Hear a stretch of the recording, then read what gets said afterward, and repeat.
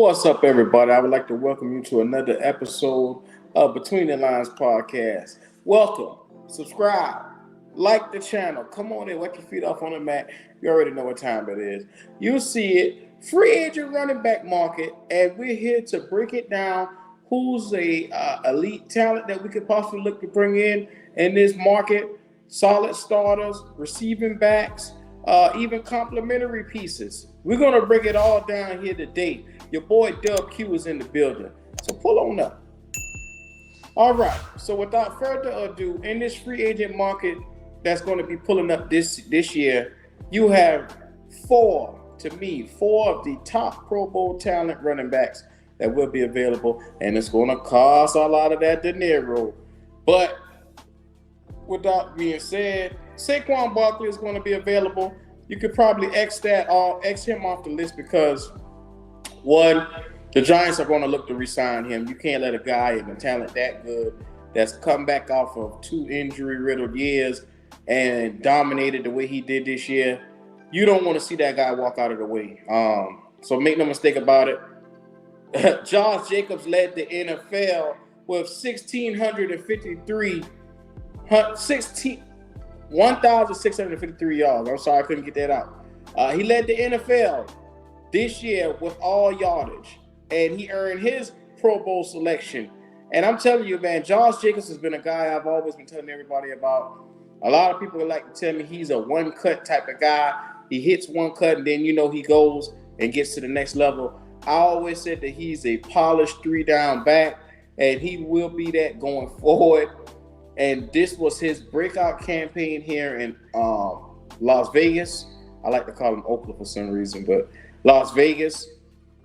And then you look around, you got Tony Pollard here at the Cowboys, which is another guy that we could also come in, throw a little bit of change at him, plug and play. He had a great year this year with the Cowboys, which also led to 1,378 scrimmage yards, 12 touchdowns, while splitting with Ezekiel Elliott. I mean, this guy is a beast. So it's going to take a little bit of change to get him on out there too, as well as Miles Sanders. Everybody know that it's no secret with Miles Sanders and what he's done up there, man. There's a bevy, and like I said, that's the Eagles, that's the Cowboys, the Raiders, the Giants. Those 4 teams host Pro Bowl running backs, and they're all going to be available this offseason. So that's a lot of money that you could possibly take and throw their way and see if one of those guys you can pull them. But if you don't want to break the bank for one of those 4 guys, like I said, Miles Sanders, Josh Jacobs, Saquon Barkley, and Tony Pollard, if you don't want to throw the bank at them, you got solid starters that's also there too. You got one, Dante Foreman, who's sitting here on our team.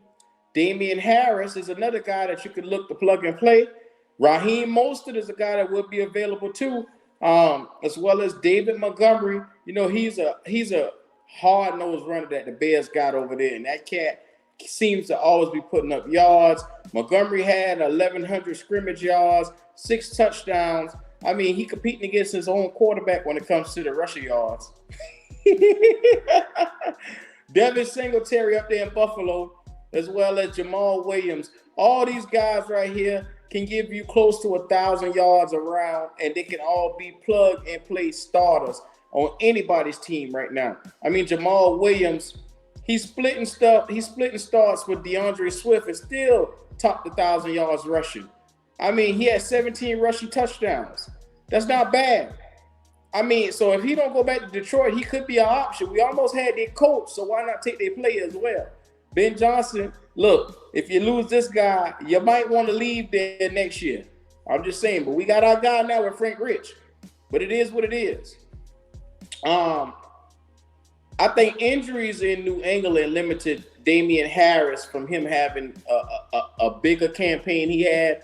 I mean, like I said, he had 1,061 scrimmage yards, 15 touchdowns as a starter in 2021. 2022, like I said, he was injured most of the year, so he couldn't really get out there and do most of the stuff that you expected him to do or you saw him do before. But look for him to get back up on his feet. He's another guy that you could plug and play as a solid starter. It's going to probably project him around $7 million a year. All these guys that I'm mentioning in this area will be around $5 to $7 million per year. So that's a little steep if you're looking for a running back. We just got off of paying a running back big money, so I don't know if they want to invest that kind of money into a guy, but you're getting a proven guy. I mean, let's make no mistake about it. You got guys that could be valuable complements too. And in this category, I list down these guys are all complementary pieces, which are Damian Harris, Dearness Johnson, Alexander Madison, Latavius Murray, Rashad Penny, and Jeff Wilson. You know, they aren't as polished, I'll say, as the other guys, but each one have a little niche. Like Madison is averaging 4.1 yards a carry in his career, and he's flashed signs as a you know, as somewhat as a starter in Minnesota. So I mean, he topped 90 yards rushing in 3 of his 4 starts 2021, but he's been stuck behind Dalvin Cook for most of his career. That's the problem with him over there. He can't get the opportunities that he really wants. So that's kind of limiting his resume. I mean, we saw that with Deontay Foreman. His resume was limited behind Derrick Henry up until he got hurt and he had a chance to show what he could do. So I'm just saying, not every team can have a Nick Chubb and Kareem Hunt kind of tandem duo and them boys go out there and both shine. It's hard to do it. Look at Latavius Murray. He started 7 games with the Broncos this past season, having 760 yards, 4.4 yards a carry. That's very decent. That's the guy that you can bring in here, and you don't have to break the bank. And like I said, he's a complimentary piece. You can get these guys for around 3 to maybe 4 million a year, 3 to 4 million a year each. Because I think Dante, with the way how Deontay Foreman's year went, I think his price went up a little bit because we got him on a $3 million deal, 1 year, $3 million deal.